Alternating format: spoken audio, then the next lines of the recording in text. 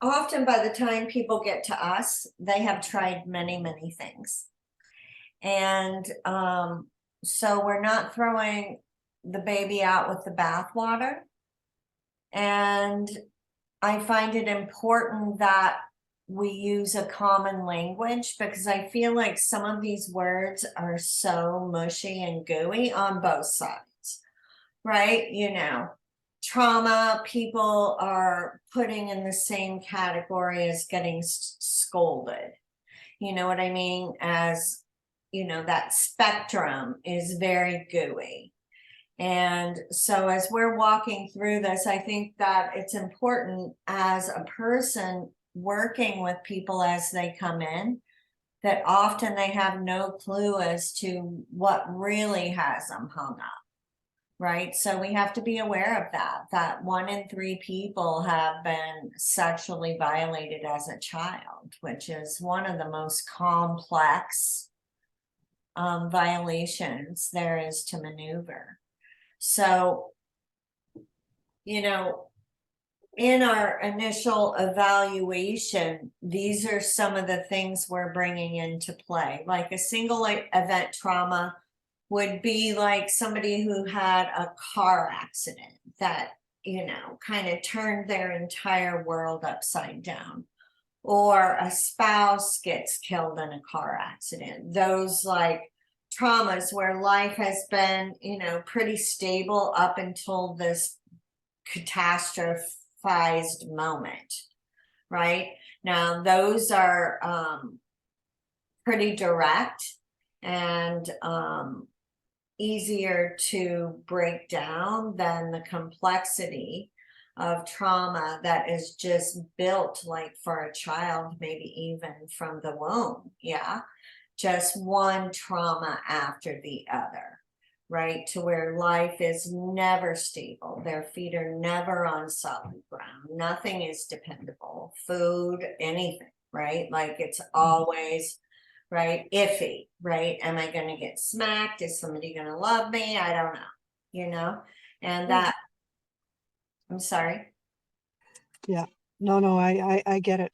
It's Right. So it's like the ground is, it's like building, like, you know, in an earthquake zone, right? Where the ground is always constantly moving. And, you know, then we have to recognize that is in relation to, you know, just physical instability. And then when we add sexual violation into that, the complexity of being brought into that threesome is extraordinary, you know, and we have to think of an adult as if, you know, you were the other woman, right? And knew it, right? And it bothered you, or you knew your husband was cheating, but there's a 3-way energetically that's going on that a child is having to maneuver, right? And it's having to maneuver that 3-way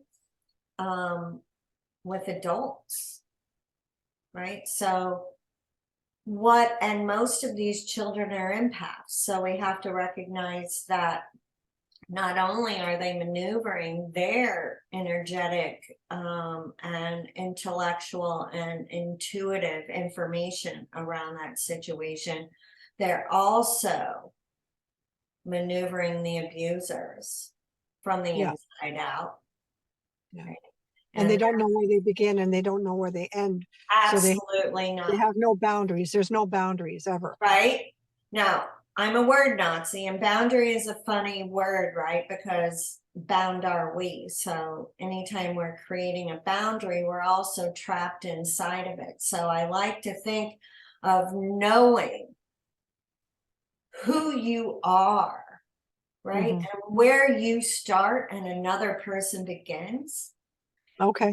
you know, and what is truly acceptable for you know, Okay. because when somebody knows that, you don't need a fence,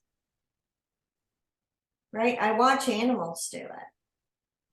right?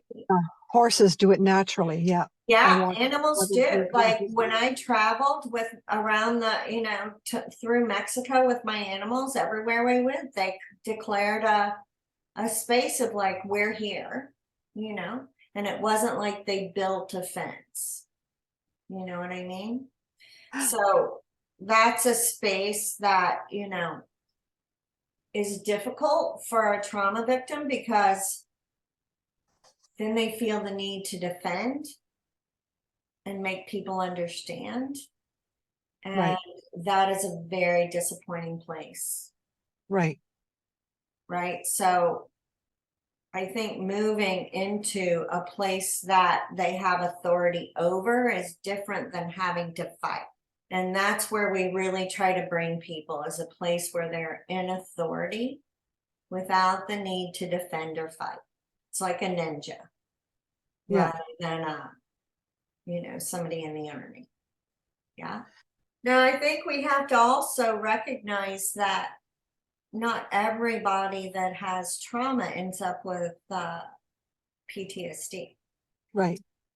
Right. But the ones that do are brilliant. Like, they're highly sensitive, they're often very psychic, and they're empaths, and they're in an environment that is a very low vibrating environment. A highly sensitive person, right, is a person who is physically very aware of their environment and their person, right? So any insertion of outside information is read by them, right? That's a highly sensitive person. Just by themselves, no trauma, right? And we'll go into more depth, but their startle reflexes a lot. Usually they're very sensitive to noise, lights, touch, right? A lot of things, which when you move over here, right, to an empath, which we'll see down here, empath, right, is highly sensitive and mirrors their environment, right? Now, if they're not aware, that mirroring turns into being, and it becomes a very narcissistic kind of place, and a place of suffering, right? That being an empath. But what's real and true is being an empath is the highest evolvement of sensitivities, because it's all of it rolled into one. So empaths are very psychic, they're very intuitive, they're very aware of their environment, they're highly sensitive, right? And if they're not in understanding in how they control their energies and how to learn to mirror rather than be. For example, when I was a hairdresser, my body would mimic whatever the people were doing in their chair. So I would go home with information for people, and I suffered, right? And the world knew me as a hypochondriac, right? And what's real and true is it became like, a running joke that, whatever my clients had, I would get, and they would come back and say I had that, right? So it became an understanding of like, how can I utilize that without suffering? Yeah. They came back and they said, what? Like, I had a woman who was in my chair, and I left that day feeling like my uterus was falling out of my body. And I mean, to a degree where I could touch it. And I called my friend who was an obstetrician, and she was like, oh my God, your uterus is prolapsing. And I ran to the doctor the following morning, and she could see nothing. And when the lady came back in to get her hair done, right? Said, wow, while I was in here, like my uterus was prolapsing. So you see in that information I was getting, right, like becomes very useful in our work if I cannot make it personal, right? So depersonalizing that information is something we teach, because as we're bringing somebody out of complex trauma, we have to separate out what is their natural level of sensitivity, what is their natural level of psychic abilities, and where do they lie, right? Okay.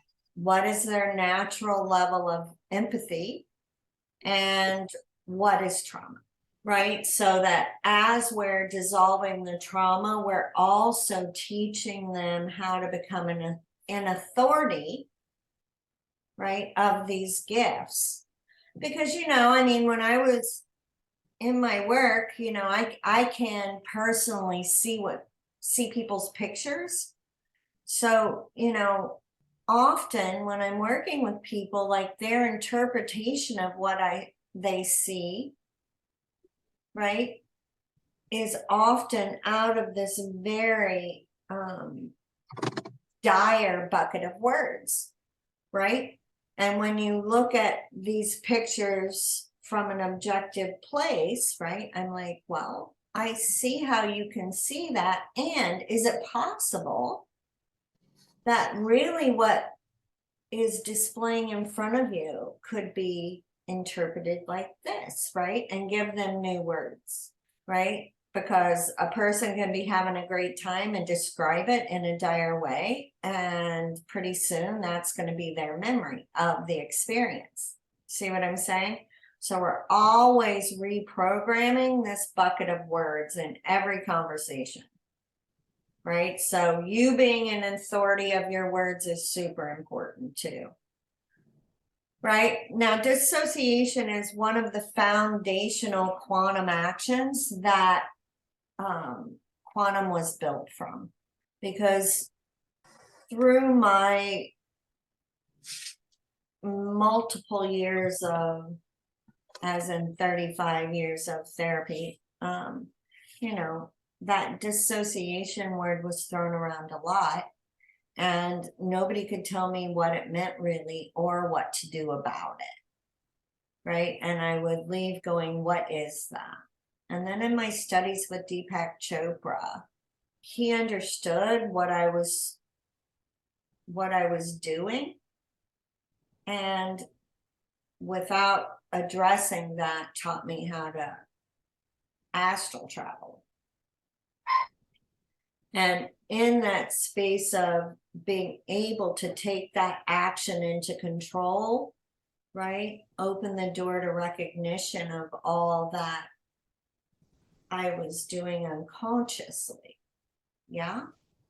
So that became the crux of my studies, right? Like, it's like, well, what is it, right, that is separated, right? Dissociation, just by definition in Google, means the separation of one thing from another, right? I had a psychiatrist say to me one time, I don't know how to help you, but you're not in there, as he waved to my body, right? And, you know, as these pieces started coming together, I was like, okay, well, right, if somebody is going to astral travel, they can't astral travel and stay in their body. So what are they using to astral travel but their astral body? And most people go into trance when they choose to astral travel. So we have to recognize the mastery of being able to stay conscious and travel at the same time. That is mastery. That's being able to be in two places at once. Pretty brilliant. Yeah, to a degree. If we understand what we're doing, right, and we're in wholeness, it's pretty brilliant, right? So, you know, being able to learn that in reverse and reclaim our bodies, right, is one of the number one lessons that we teach from the get-go, day one, right? Okay. Now we have to and you know, we'll be going in depth on how to do that, and we're going to do it with you over and over and over again. But you know, we also have to recognize that an out-of-body experience is also dissociation. It's exactly the same thing, right? A near-death experience is how far away you go and how long you stay away. Right. That's it, right? So as I get, like, you know, people in the spiritual world that are, you know, these near-death experiences, I'm like, it's the same thing, Yeah. right? It's exactly the same thing. It's just how many molecules are you taking out, and how an authority of that, and sometimes how fast it happens, right? Now, I know I've come back with a, you know, so knowing I was gone for a long time and my body was starting to be in distress. So, you know, that happens. That's a near-death experience. Yeah.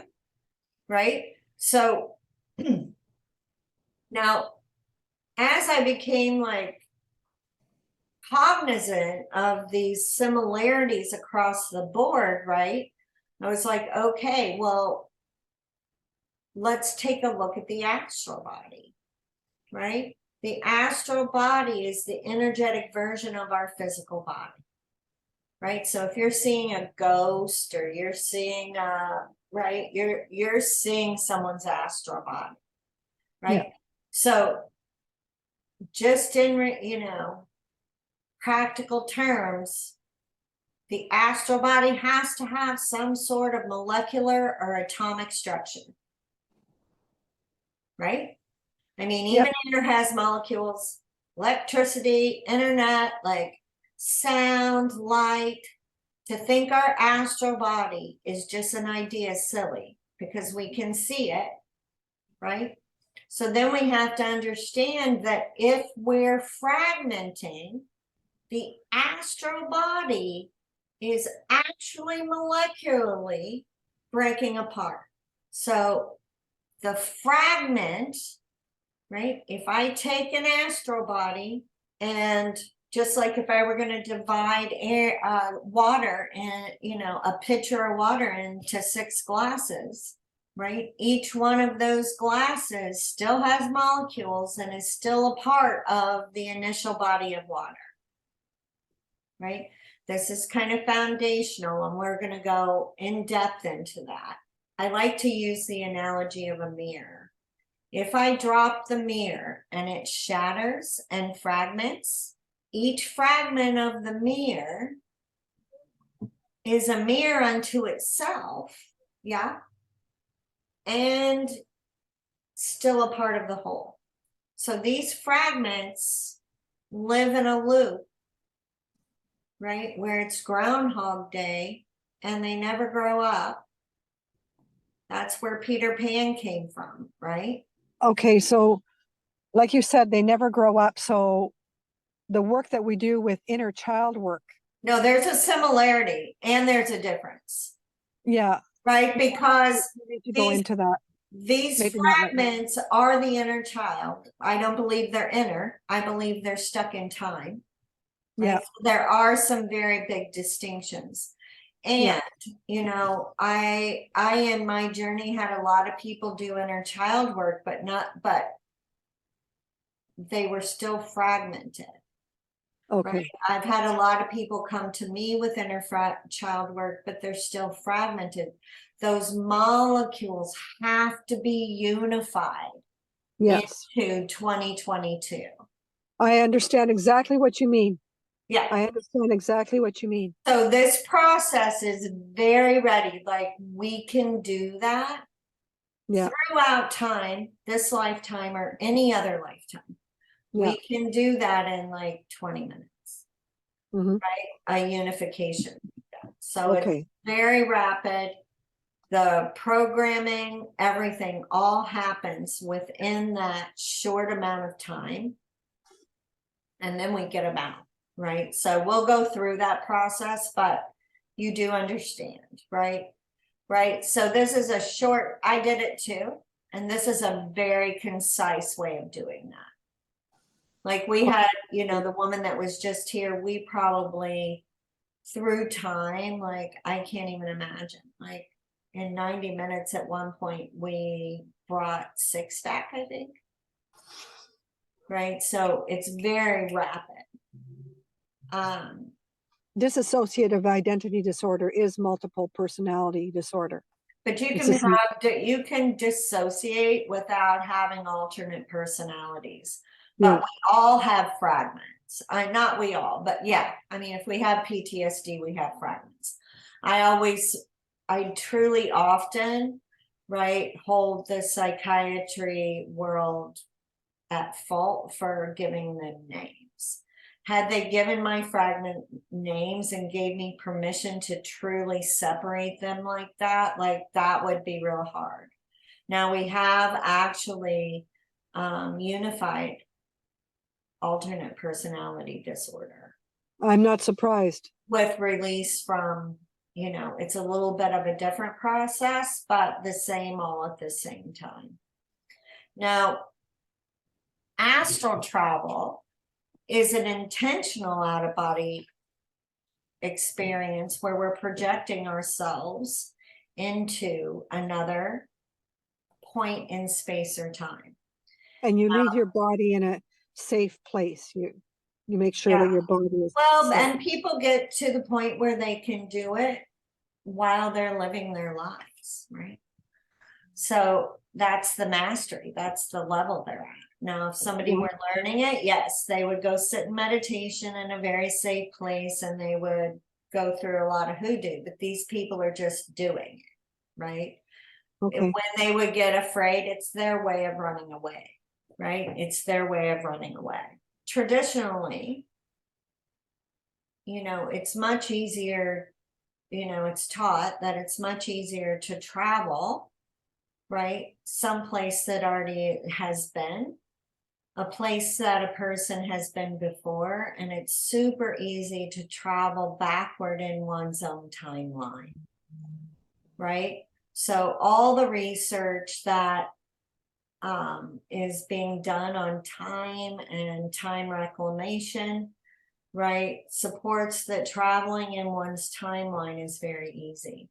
Now, when they teach astral travel, it's very much taught, right, in the details and the specifics, like, you know, locating one specific thing, like if you were going to go to St. Louis, you know, locating the arch, right, and putting your feet on the ground, you know, and then looking out and seeing the river and really like being in the details, right? Now, quantum jumping is very abrupt, right? So a flashback is a quantum jump, right? Where a person is suddenly in another time and space, right? And it's very confusing because there's no, astral travel is more thought out and gradual and less molecular. Quantum jumping is very abrupt. And when somebody quantum jumps into a space like that, in your practice, you'll be able to recognize, because if somebody has astral traveled, you know, which is a less of a molecular shift, they can't interact. They can't turn the doorknob, right? They can't get anyone to see them or hear them. They're like a ghost, right? When they quantum jump, they can interact. That's a distinction as you're working with traveling people, because you will become a time traveler here with this process, right? Wow. I'm astonished. Yeah, you're going to become a time traveler with this process. So that's a distinction, right? Being able to understand the level with which they're there, right? And in that space. Now, the astral body realignment is the exercises that we've put together, you know, to make sure that one has reclaimed their body. Now, often people with PTSD have cold hands, cold feet, they get dizzy a lot. There's very little astral body in this 2022 space, right? This is So, people with PTSD, you said, right? yeah, often people that have PTSD, this fragmentation, this, you know, your astral body is your life force, right? Our energetic systems mimic in ways our physical systems, right? And our astral body is our life force.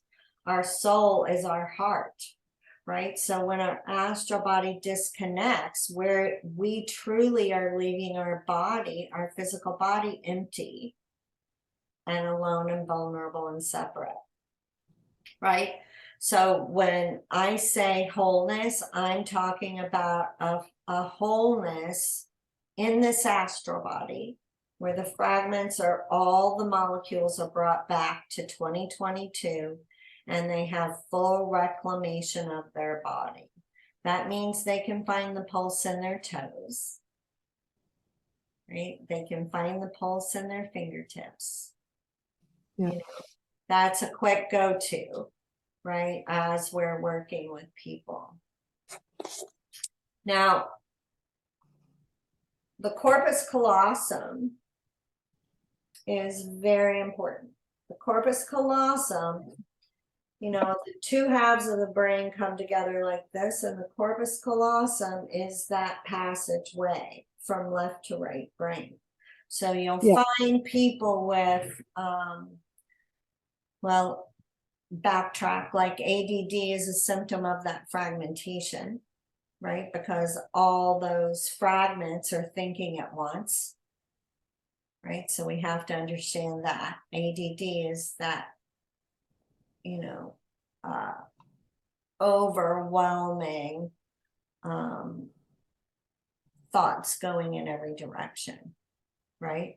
Now, the corpus callosum is a passageway from left and right brain. Now, we find that often people that have had trauma have, like, you know, are very creative, but nothing ever happens, or they're very rigid and nothing ever happens because that passageway has become atrophied. Now, what's real and true across the board is neuroscience says that the corpus callosum is our control room of everything that you are, all of your systems, right? Einstein's corpus callosum was this massive superhighway, right, of flowing information, right? If you're dissociated, you're not in there with the switches flipped on. That's why it even feels dark and cloudy in our eyes. We're not in there, right? So the corpus callosum is also, when, you know, studying meditation, is also the gap between thought, right? It gives us the opportunity when we're there to not think, right? So as people are trying to reach the quote gap in meditation, we can very readily bring somebody to their corpus callosum and they have space to think a new thought, right? You can drop into that and instantly be in silence if you choose, when you become a master of it, right? So that's a legitimate place. It's a real thing and it's a mastery, and it's not something we have to only connect to sometimes, right? Yeah, makes sense so far? Well, the corpus callosum in women is much bigger than that in men, right? Because we have. It depends. Oh, okay. It depends on how much we've used it, how much we've been in there. We do have much more capacity for magic, and you know, the highest male teachers know that and share Yeah. that. Jesus, Deepak Chopra used to say that all the time. Like, women have access while men have to try, right? So, I mean, we are the creators of life. Yeah. Right? You know, universe, nature recreates through us. We have been shown in many ways that man wouldn't even have to participate if we chose. Right? Now, the wisdom circuit, I feel is a circuit that has been shown to me that I have not seen written anywhere. You know, we have brain cells, right brain, left brain, right? We've got this information that funnels through our three eyes, our ears, right? And all of it is filtered through our corpus callosum and dispersed, right? For discernment. We have our heart muscle, which as well has brain cells, right? Yep. As our world right now is guiding us to think with our heart, it's pretty dangerous if we're not connected into the rest of the system, because people end up putting the love of one over the love of all, and it's very dangerous. People get hurt, right? And we end up being very vulnerable in situations that, right, are not serving anyone, right? We also have brain cells in our gut, and this is an intentional system, right? Now, our gut houses all the information that we have held on as truths throughout our lifetimes. Okay? So these are those wisdom knowingness, right, that we all have access to if it's turned on, right? So that system, that circuit is very intentional, much like the chakra system, which I as well see very differently. I see it as a real working system, like a hydraulic, right, that works in harmony, not like this, right? And the kundalini coming up through that corpus callosum and connecting in. We'll go into that more depth later too. Right? Now, the timeline cyst, or a timeline, or a time loop, are like the karmic cycles, are all the same. Right? Einstein says that with a force strong enough, time can be folded back in upon itself, creating a loop, rising it above the rest of time. Einstein says that years and years ago, which is much like what our body does with a cyst, right? Or a boil, where our body goes, oh, we need to encapsulate this because this will contaminate everything. Yeah. Right? So these loops, what's more powerful than a little wizard who is afraid? These are little wizards, little angels, whatever you want to call them, very highly gifted savants of the quantum who are afraid, right? I can remember as a child, because people were always asking me, what's happening to you? And I had no memory. I just had fear, but I had no words or pictures or anything to say. Much like waking up from a nightmare, and on the walk to the bathroom, you hear that pop. And you know, the fear's still in your body, but you couldn't replay the dream to someone. That's how my life was lived. Right? That's how many of their lives are lived, right?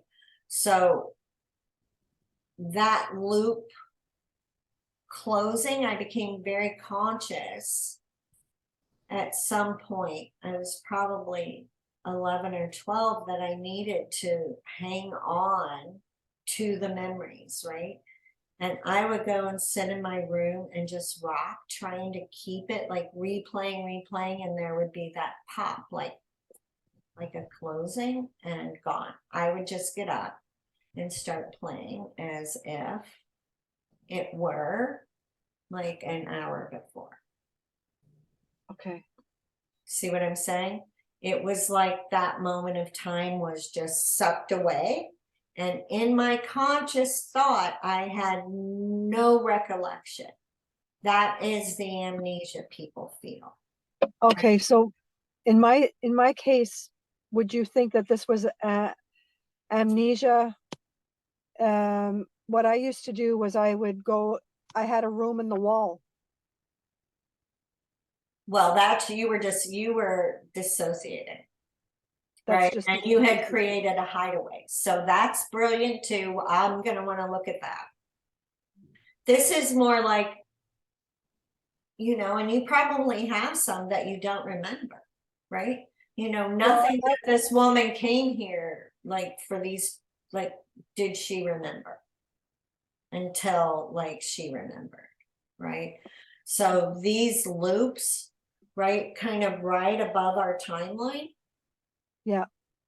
And keep us very vulnerable because, you know, it's brilliant and, right, it does separate us from the information that's going to save us, right? So, you know, as we're working with people, we're also in a space of possibility that if she knew it already, it'd probably be fixed, right? So we're kind of down in the rubble to see what is there that nobody else can find, right? And that is often true. So often in the beginning when people come through, it's a pretty, you know, broad sweep of like, you know, things that are in their consciousness, and then we're digging, right, for what they can't see, because often that's where the biggest fish hooks are. It feels like fish hooks, right? Now, triggered is another word that's being thrown around very readily, which I find very dismissive for people who actually had trauma. I find this catastrophizing and people claiming trauma when they got scolded or whatever to be disrespectful to the people who are really having these experiences. So I try to make distinctions, right? Being truly triggered is when the emotion from a past event and past experiences are imploding on a current moment, right? Versus somebody getting upset with someone. Yeah. Right? You know, I'll have people come in, well, he triggered me. And I'm like, just because he doesn't agree with you doesn't mean you're triggered. You're upset. Yeah. You know, that's different, right? So I really try to keep people out of those catastrophe words, because where do you go if you think, you know, being scolded over not eating your peas is the worst thing possible on the planet, right? So, you know, being able to understand there's a spectrum of suffering, there's a spectrum of trauma, and if somebody's over here and their responses are over here, that's story. That's all words, right? Or there's past life stuff filtering into today, right? If somebody's truly being triggered, they're being sucked into one of those loops. And often their responses are very childish, right? Because that child is in the driver's seat. Right? Like my daughter was over here the other day and I'm like, I felt like I was dealing with a 13-year-old, right? She was triggered. That's different. you know what I mean, than somebody being upset, right?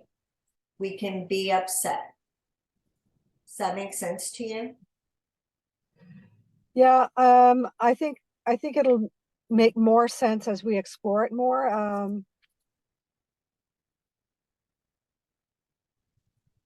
I had an experience recently where I went to visit my family, my mother and my stepfather, and I came back home and I started acting to my sister Kathleen.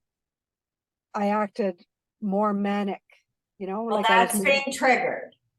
Yeah, That makes sense, going into the family environment, blah, blah, blah, blah, blah. But if you go to the grocery store and bought, and people do like take these very normal interactions and make a big deal out of yeah, it. And it's like, okay, just because the person at the grocery store was rude to you does not mean you were triggered. You were yeah. offended. Let's put the right words there. So I we agree do with you. that a lot too. That's why that emotional descriptor is in the hub, so that we can actually, right, use the right words with the right emotions. Yeah, Because because often people have 3 or 4 words that they put everything in. yeah, You know what I mean? Does that make yeah, sense? when you're triggered, you fly into a reactive mode and you Yeah, and you're not, start acting you're out. usually in response to something that when you back away, you're like, well, that isn't what was really happening.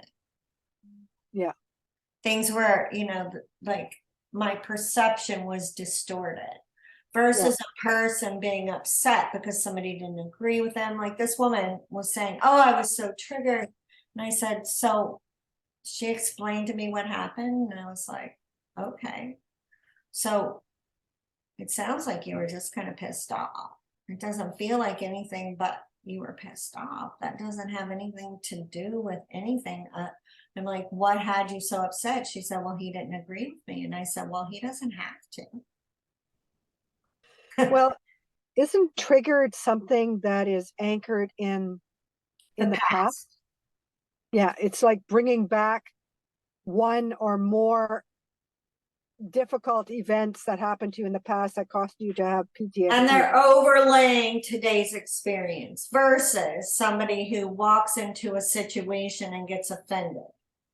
Yeah, Like that's different. And I'm saying people are using those words that belong to PTSD a lot in places that it's just emotional response and personal responsibility. So there is a distinction there. You see what I'm saying?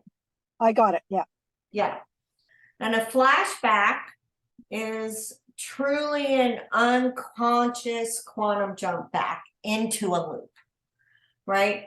Now, I've worked with, vets have those a lot where they suddenly feel like they're in battle, like, and they're stalking even sometimes with their guns, right? And they get into these situations. I've worked with human trafficking where, like, she took over a house and was like, sure, the police were coming out. You know what I mean? Those are extreme. But those flashbacks are us flying into, right? I have a person in my environment that used to trigger me hugely because she would get really close to me and come over the top when she was talking. And, I would just flip into like something with my dad and get petrified. oh yeah, So that's a flashback, right? Where we're suddenly feeling like, we're in the same situation. Looping, people loop and they'll get caught, right, in the thought patterns of one of those time loops, right? And it's almost like you can watch as if a movie were attached from beginning to end and it just replays and replays and replays and replays and replays, right? And being able to knock them out of that, right, and break down that loop is our goal. right? So if somebody is truly looping, I love it, because I'm like, let's dismantle that right now, right? Because if they're caught in that loop, we have direct information on how to find it and what's necessary to unhook it, right? Because in that space, when we're rectifying that loop, we are working to create unity between the child story and the grown-up story. Yeah. Often the grown-up story is filled with a bunch of bullshit and scotch tape and whatever, rose-colored glasses, and or direness, right? And the kid's story is very different. So being able to create unity and trust between the fragment and the grown-up, right, allows that self-trust to start happening very readily, and the new programs to take charge, right? So a lot happens in those moments that we're in a loop, and we'll go into that in great detail, and you're going to have a cheat sheet to kind of work from, right? Now, reality hopping, science says that, that we're making a new choice every 90 seconds. And, the timelines for each choice are like those little roots on a plant, right? Kind of out ahead of us, right? And the one we choose is what gets nourished and grows. Like the dendrites in the neurons of the brain. Yeah, and I'm more specifically I think it mimics exactly, and I'm talking about time. Yeah, this is going to be very exciting to really explore this reality hopping. Holy mackerel. Yeah, so time, right, is building out in front of us with each choice. Yeah. Right? And absolutely. Yeah. now science says we have about 6 choices. We're making a choice about every 90 seconds, and there are like 6, I'm sure there's more, but they're saying, approximately 6 little tendril type timelines out in front of us. Okay. Now, what happens without, because a person who is all fragmented, there's no trajectory of choice. We are extremely undependable people until we come into unity and integrity, right? Because we're hopping through these tendrils because there's no trajectory of choice. So it's kind of like we're nourishing all these timelines at once. Yeah. Right? Well, this is fascinating. This is fascinating. I'm so excited. Now, like for a person who, like sometimes they'll come into me and say, I feel like a crazy person because I'm walking into a room and setting down groceries and walking out of the room and coming back to no groceries, right? To what? To no groceries, right? So in that time, they're walking into another reality, right? So as we're conscious of them hopping through these timelines, right? We're also creating a taproot, a trajectory of choice in time, right? So what'll happen is as we're unifying these fragments, right? These tendril timelines that aren't being used will dwindle. And we'll have a strong taproot of choice. Then a person is in integrity, right? When what we say, what we think, and what we do are the same, we're in integrity, right? And right now they're just not. Like they're not. They think they are. They're trying to be, but it's impossible, right? If you've got 10 minds thinking all at one time, right? So time travel, right, is happening with a flashback, is happening with a quantum jump, is happening anytime we're sucked back into a previous moment. We are time traveling, right? Yeah. Now, one thing that makes a distinction with quantum and these fragments and these molecules I found was the unity vortex. The unity vortex started showing up about a year or so into my work, where I was working with these soul fragments. People were working with my soul fragments. I felt like I had thought everything to death, and I was still being triggered, and I was completely frustrated. And in one of my sessions with someone else, this woman looked at me and she said, "This may sound strange, but I really feel like I need to spin." And I'm like, what do Sufis do? They're spinning all the time, right? So I'm like, yeah, let's spin, right? And what I can say is this woman probably contacts me every year and says, "I just don't even know how to say how grateful I am for that spinning. It changed everything." Right? It unified the fragments. It unified the Yes. fragments in the body to the Yes. astral body. It's like Yeah, they're going into a blender. So that makes sense, because I do a lot of shaking.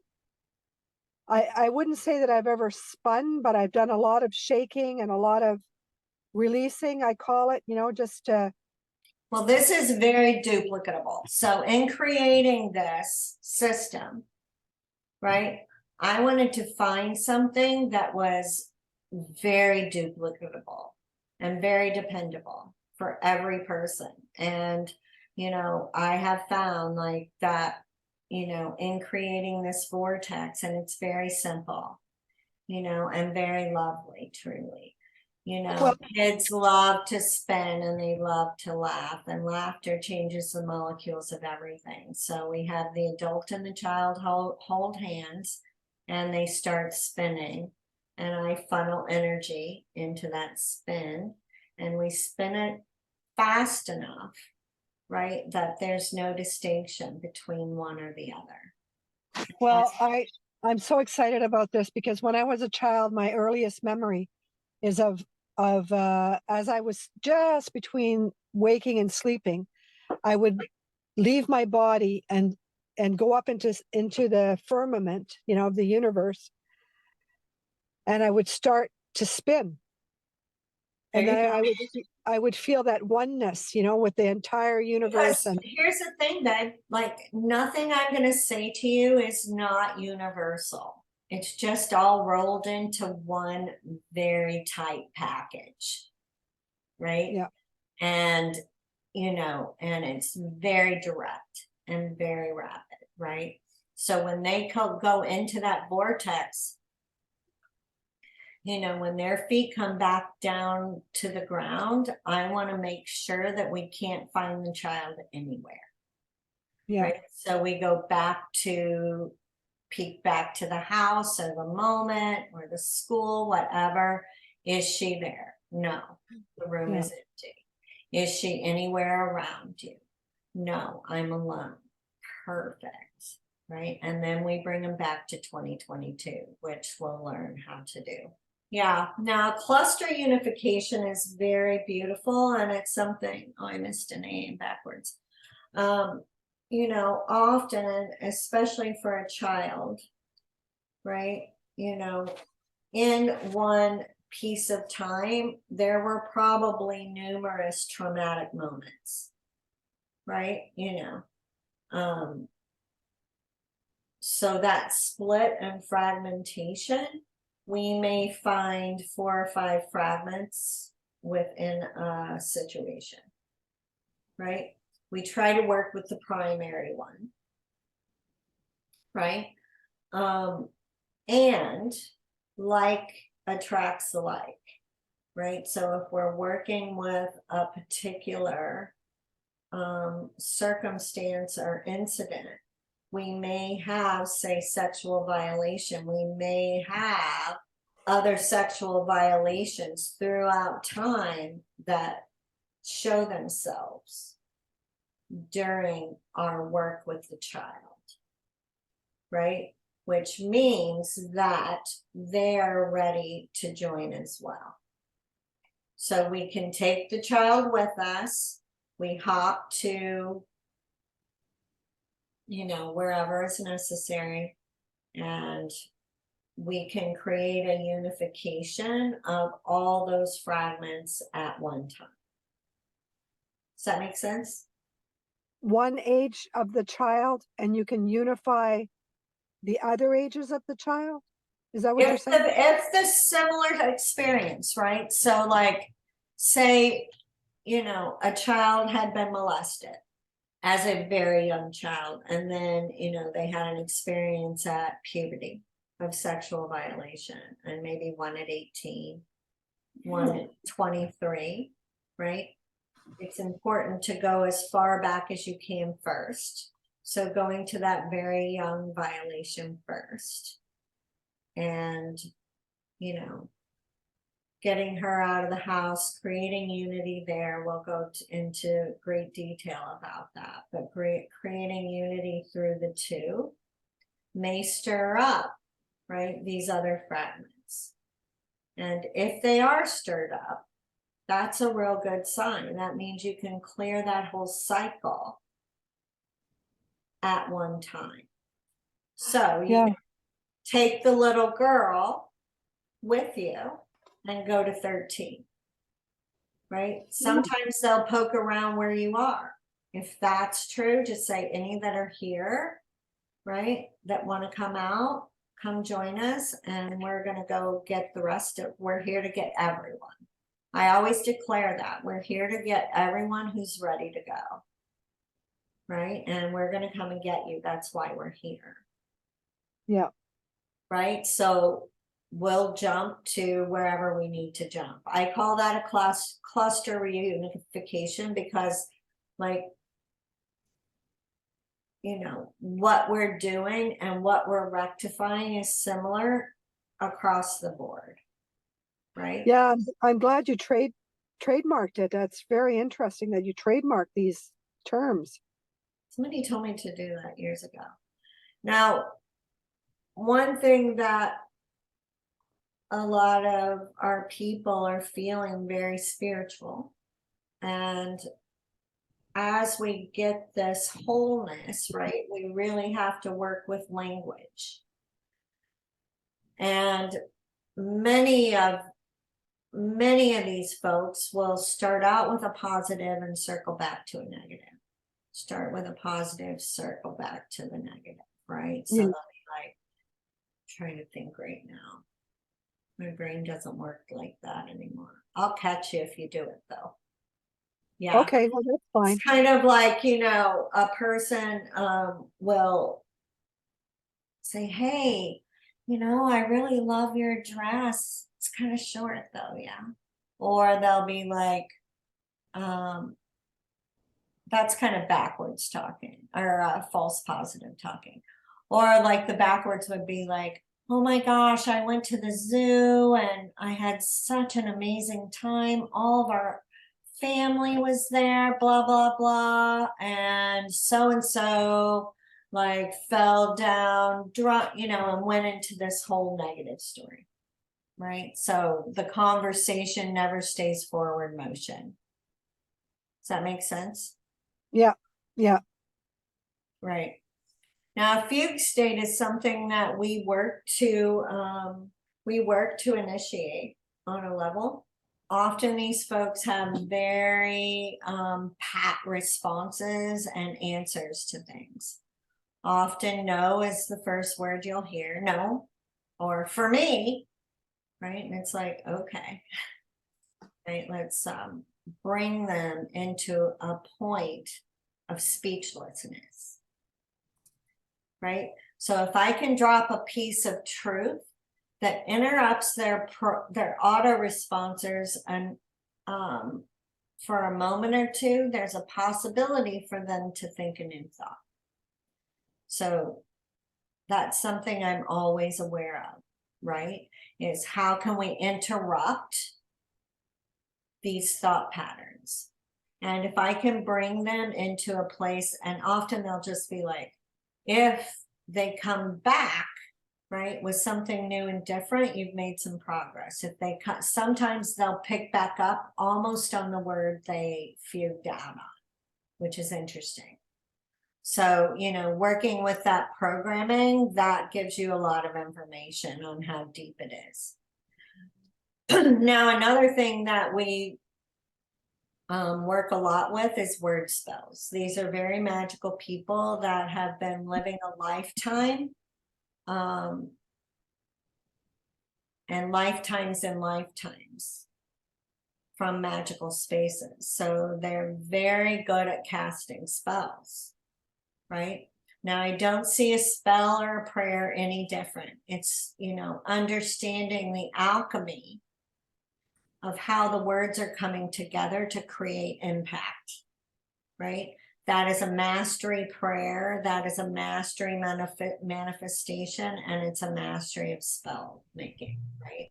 All of which are the same to me, right? So often these folks have very strong pictures and words around how they're feeling. I feel trapped. I feel like I'm in a cage. I feel like something is sitting on my chest. I feel like I'm carrying 1,000 pounds. I feel like I'm hitting a brick wall, right? I feel like my heart is broken in half. These are word spells. Now, I've literally walked people out of debilitating OCD in 2 sessions by breaking a word spell. Okay. Literally, right? This young girl's sister died from OCD. Her dad was a psychiatrist and her mom was a doctor. And this girl could not leave her house for all the little things she was doing. And, you know, I had her close her eyes. I was like, what do you see? She said, I'm trapped. I said, what does a trap look like? She's like, it's a stand-up trap and it's got spikes. And I could see it, right? I can see usually people's pictures. So this with spikes coming in and I have nowhere to move, right? And we had to get her out of that cage. And then, you know, by the end of that session, we got her out of the cage. She came back 1 session and said she's never gone back in the cage. And now she has children in it. OCD. She has what? She has children. She graduated college. She's married. Life went on, right? That was a spell. And what do you think causes the spell? Is it the way that we talk? Is it self-talk? Is it trauma? And then the self-talk that how we interpret? The word spells, you know, these are very magical people and this isn't their first rodeo. They've been on this planet many times, right? So I followed them in those situations, right? If somebody says I'm hitting a wall, I'm like, can you see the wall? Yeah. What kind of wall is it? Is it brick? Yeah. All right. Is it dark where you are? Right? Or is it light? It's dark. All right. Is there any light switches? No. Okay. Well, can you take your hand and walk the length of the wall? Is there an end? There is an end. Can we walk around the wall? Right? Can you run your hand to where you're going around the edge of the wall and standing? And sometimes there'll be a lot of fear, right? A lot of fear, right? Can we go around the edge of this wall? What's on the other side? Is it light up? If there's light over here, okay, can we just follow the light, right? You know, for years, people would tell me I was sitting in a puddle and all I needed to do was stand up. Right? Took a lot of courage to stand up. right? So those are like word spells, maybe ways they've hidden in different lifetimes, right? Ways they've kept themselves and helped control themselves in different situations, right? Who knows? I don't really usually hunt for the why in those situations. Yeah. Okay. You know, I just try to break this spell. Umbrella words are those words that people use for everything, right? So we have to become very aware of them actually breaking these emotional words down. Our emotional system is a true energetic system, right? It's not just an idea. And these notifications aren't any good if they're all coming in blaring, right? It's like living in a house with your smoke alarm going off all the time. Pretty soon you're either going to turn it off or you're going to become immune to it, right? So it's important for us to really start making distinctions around what they're truly feeling and move out of the umbrella words. Like people will be like, I'm afraid. Okay, what are you afraid of? Right? Are you afraid that somebody's going to hit you? Are you afraid that, you know, are you disappointed? Are you feeling violated? What does that fear mean to you? Right? Yeah. What does anxiety mean to you? I don't let people use words like that. Depressed, right? What is making you sad? Right? Are you empty? Right? Are you feeling alone? Right? I don't let them use a word like depressed, right? Because it's got a morphic field that's just very gooey and it doesn't really mean anything because it means too many things. You know what I mean? Well, how would you help somebody break out of anxiety? Can you just give me a little bit more information there? Yeah, anxiety is, we have anxiety when we're not in integrity. Oh, We have anxiety when our systems are not operating like one person, right? So like that ADD, that like constant movement, the timelines all running like together in and out, like that's anxiety. I see it like static, right? It's almost like too much information to read, so it just becomes, generalized. yeah, static, right? Because they're not processing the information they're taking in, right? Anxiety to me means their energetic systems are completely not operating, right? Okay. And they're not set up right, right? And they're not in integrity, right? You know, because they can't, like, you know, a person in integrity and operating in one timeline isn't going to do one thing, say one thing, and think another. They're not. Like, that's going to make you uncomfortable. Being super clean, it's like almost one word coming out of my mouth, I'll be like, no, shoot, I wish I wouldn't have used that word, Yeah. right? Because it had a distinction for the person that was different than my distinction, right? So we have to recognize that too, that, you know, our default programming for words was in place by the age of 7, right? So Oh, family, relationships, like hard, hurt, money, all those things, those thoughts are down in that root chakra. So a lot of our work is done down in those lower 2 chakras. Right now, as there are these umbrella words there, we have to break that down because trauma is anchored usually in very specific words, right? And they're the child's words, so they're not the grown-up words. okay. Right? So, you know, when we you know, often I'll say to me, if a person is speaking in these umbrella words and these, you know, flowery adjectives, I'll be like, close your eyes and talk to me right now like you're 5. Because, you know, no child would use a word that you're using right now. You know, and that brings us into that primal state that's not up here. You know what I mean?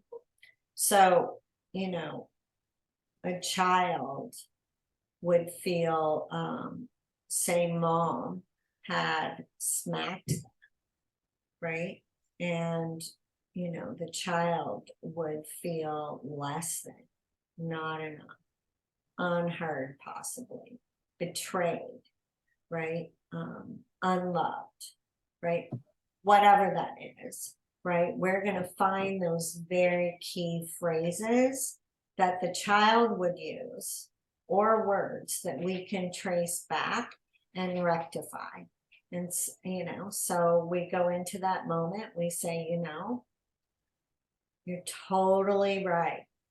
Mom should not have done that. Mom lost control in that moment, right? Mom loves you.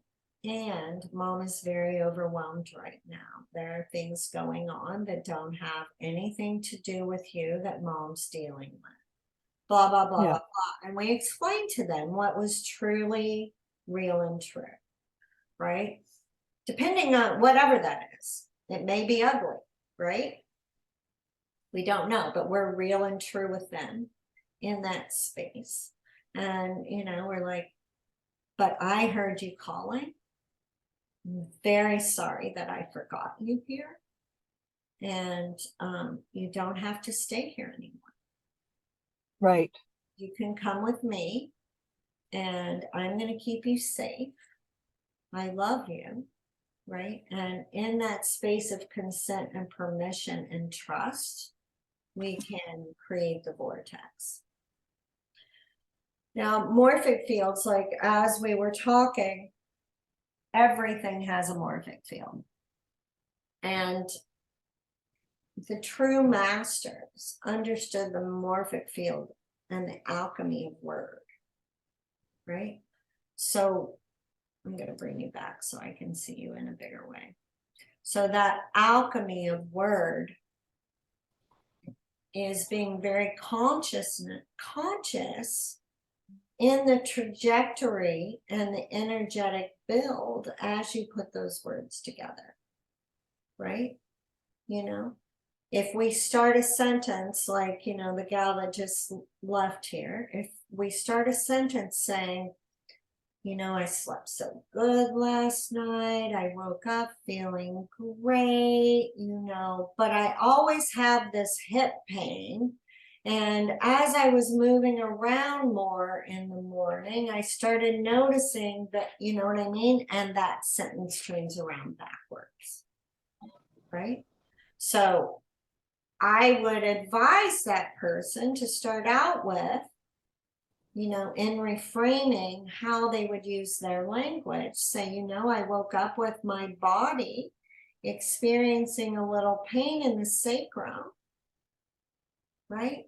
And I slept so well and restfully, and I'm so grateful for that, right? So that gratitude is pushing the body back into balance. We're not ending on the imbalance. Yeah. Right? And we're not claiming it. We're saying my body is experiencing. We're not saying I have hip pain. It's a transformational languaging of our experience.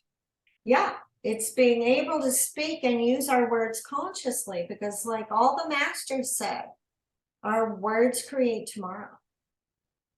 I had this beautiful client. The older people are, the more difficult I find sometimes to change the words. But like she was, you know, in the displacement camps in Germany. So, you know, her idea, her perception of the world is gray, dysfunction, lack, no fun, dismal, right? And so we had been working on play and fun, right? And she would send me videos of cool things she was doing where she was laughing, having a blast, right? And I reach back and I'd be like, looks like fun showing up. And she'd say, yeah. And then by the time she would come back to me, I'd be like, yeah, it looked like you were having fun. And then it'd be this whole drab story. And I'd be like, do you understand that you just rewrote your fun into a drab, dismal story? You did that, right? By the words that you chose, right? Because this story was very different. This story was you were wandering around in the wildflower fields with the butterflies and bird watching and hearing the birds singing and blah, blah, blah. That's what words I was getting real time, but we create our memory with words. So the recount of that story, by the time she came back a week later, was gray and dismal. Yeah. Yeah. Don't you think are you talking about that's like a loop too? No, it's more a vigilance of thought, right? Being conscious to choose different words. Okay. Right? You know, there comes a point, I call it baby Buddha, where we get the loops cleared up, we get time in order, we get a trajectory, and then we have to learn how to live differently. We have to be conscious of our words, right? You know, Jesus says it requires vigilance over our minds. Yeah. Stay right mind.